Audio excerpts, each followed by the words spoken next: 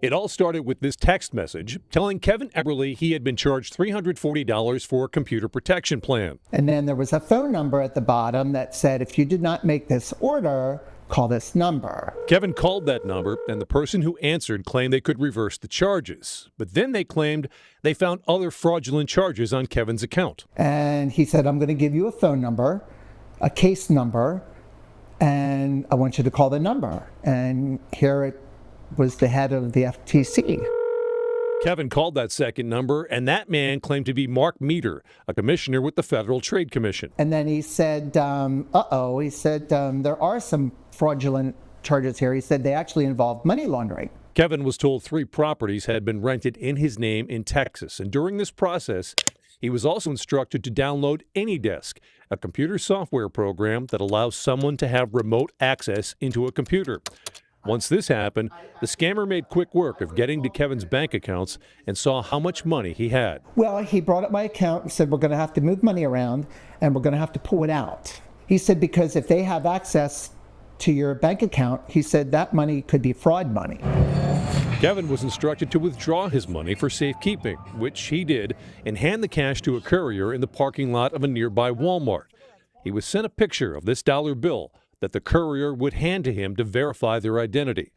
Kevin was also sent this password to exchange with the courier. The car pulled up. After he met with the courier and handed over $20,000 cash, Kevin was sent a picture of this check, claiming that this was how his money would be returned to him after it was cleared.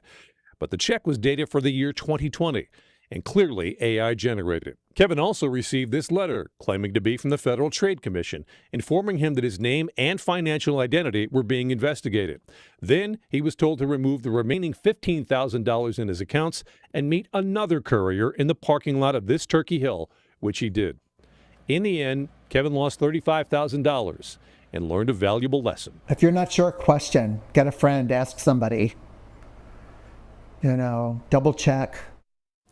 Again, this is one of the more elaborate scams I have ever seen. Impersonating an FTC commissioner, secret passwords, fake letters, fake checks, all very convincing. And not one, but 2 in-person exchanges of cash. This case is being investigated by police, and both of the locations where the money was exchanged did have surveillance camera, but we're still finding out, or waiting to find out, if police have been able to capture any usable images of the couriers who showed up. The big takeaway for everyone out there in the scam: if you're ever being told to move your money to protect it, that is a scam. Right. So why don't victims detect the scam from the beginning so it doesn't happen? It comes down to emotions, Lori. Scams work for one of 2 reasons. Either they make you really happy by telling you just won a lottery, you won millions and millions of dollars, so you're really happy. Or you're in trouble. Or you're in trouble. Right. And both of them make you very emotional. And when you're in those states, you kind of suspend any common sense. And Kevin here, and we showed you how elaborate that scam was, he really truly thought that he was in legal trouble with the federal government, and all of these things were going on. And all of that information they provided to him was very, very convincing. Yeah, so absolutely. it's we often say, why? How do they fall for this? It's really convincing. Creating the urgency. Take over. Yeah. All right. Brian, thank you.